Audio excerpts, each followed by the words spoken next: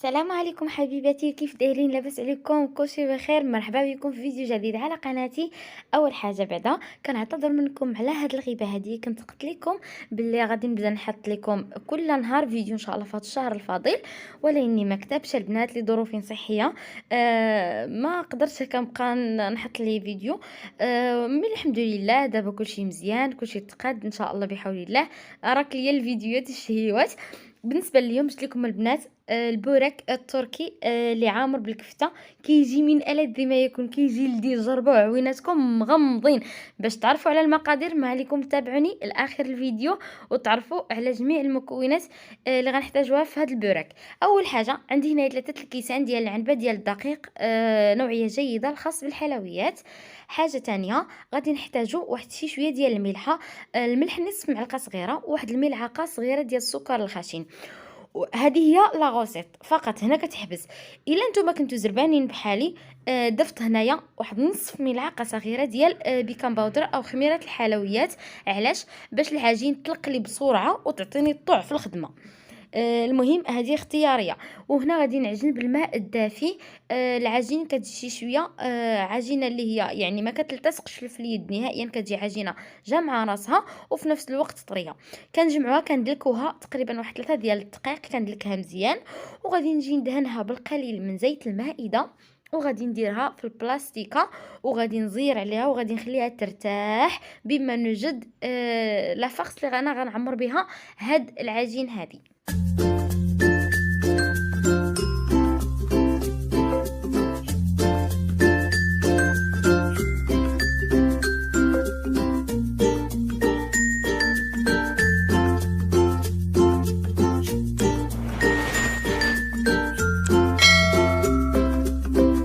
وبالنسبه للعماره يا البنات كنجيب واحد المقلاة كندير فيها القليل من زيت المائده، ما يعادل 3 المعالق ديال زيت المائده.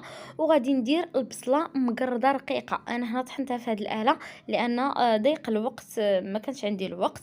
فانتم ممكن تقطعوها غير هكا بالسكين وتقطعوها مربعات صغيره.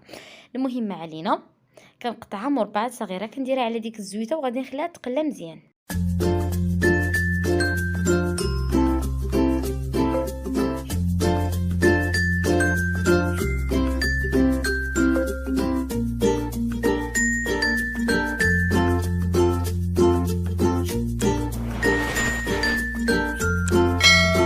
وهنا البنات البصله مازال كتقلى، زدت عليها شي شويه ديال الزبيده بلديه، كتعجبني النكهه ديالها. ومن بعد ما تقلات لي البصله خليتها واحد 5 دقائق. زدت عليها الكفته. الكميه ديال الكفته البنات اختياريه على حسب عدد افراد الاسره وعلى حسب الكميه اللي نتوما دايرين. وبالنسبه للكفته البنات ممكن تعوضوها بالكفته ديال الدجاج، المهم لكم الاختيار. صافي. وغادي ندير عليهم مازال هنايا واحد 2 معالق ديال القزبر والمعدنوس مقردين رقاق كذلك. وغادي نضيف شي شويه ديال الملح، ما يعادل ملعقه صغيره غير مملوءه. شي شويه ديال الكمون الى القليل فقط، ما تكتروش، راس معلقه صغيره. وغادي نضيف نصف ملعقه صغيره من الابزار. وغادي نضيف كذلك شي شويه ديال تحميره، نص ملعقه صغيره كذلك. وكتجي هاد العماره هادي كتجي لذيذه فريمون، كتجي لذيذه. صافي. وغادي نحركها مزيان وغادي نخلي نحك عليها واحد الفص ديال الثوم وغادي نخليها تقلى لي مزيان مزيان حتى كطيب. كتجي لذيذه فريمون فريمون. هاد العماره هذه كتجي رائعه جدا. نتمنى انكم تجربوها وتردوا عليا الخبر.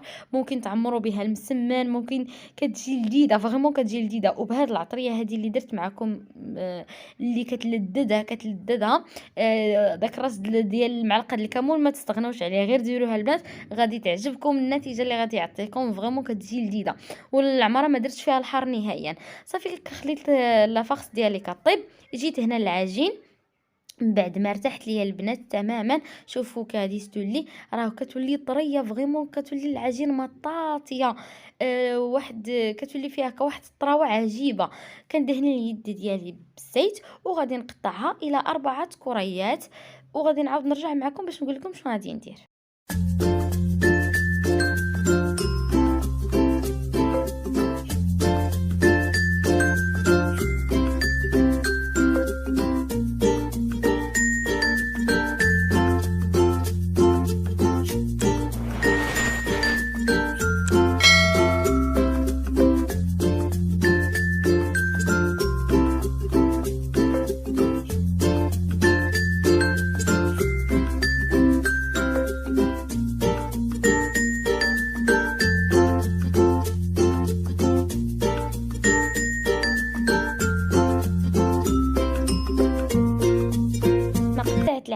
البنات غطيتها بالبلاستيكه وخليتها عاود ترتاح واحد 5 ديال الدقائق.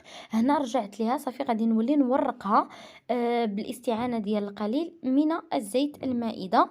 كنورقها مزيان مزيان حتى كيولي يبان لي سطح العمل. وعاد غادي نجي باش انني غادي نعمرها كما قلت لكم ضروري من توراق باش كتجينا ما معجناش نهائيا من الداخل. من بعد ما ورقتها دابا غادي نجي العماره ضروري تكون بارده كذلك. ها هي كالشكل ديالها من بعد ما وجدت صراحه كتجي بنينه غير شكلها كيشهي هي البنات. صافي غادي نبدا ندير فيها على شكل طولي باش غادي نشكل بحال المحنشه.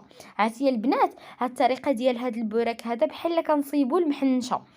المحنشه ان شاء الله شي نهار غادي نقدمها لكم بداك العجين العجيب. عرفتي هذيك ملكه العجائن شي نهار غادي ندير لكم محنشه بها راه كتجي لذيذه فريمون كتجي لذيذه.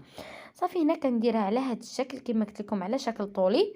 انا غادي نزيد كذلك واحد شويه ديال الجبن الاحمر الفرماج الاحمر. اختياري ممكن تضيفوه ممكن ما تضيفوش لكم الاختيار. الا عندكم ضيفوه راه كيزيد لكم بيان سور واحد اللذه كيزيد لكم اللذه لهذا البوراك هذا. وبالنسبه للبنات هذا البوراك كاين بوراك غير بالجبن بنفس الطريقه نفس العجين وكتعمروا غير هكا بالجبن مع شويه المعدنوس شويه المليحه شويه البزار كيجي فريمون لذيذ. مي انا درت هكا بالكفته ممكن ديروا غير لي زيبينا مع البصله مع الفرماج كتجي شي حاجه خطيره فريمون خطيره.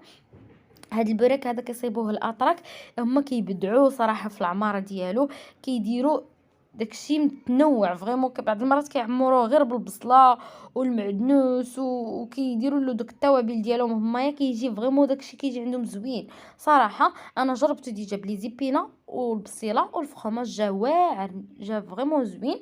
المهم انا هنايا من بعد ما عمرت العجين كنبدا كنلوي كنلوي وكنزيرو في نفس الوقت. ضروري من انا نبداو نزيرو شويه شويه. صافي من بعد ما لويتها كنحاول بحال هكا نسرحوها شي شويه بيدينا كنحاول نجبدوها شي شويه غير ردوا البال باش ما تقطعش معكم.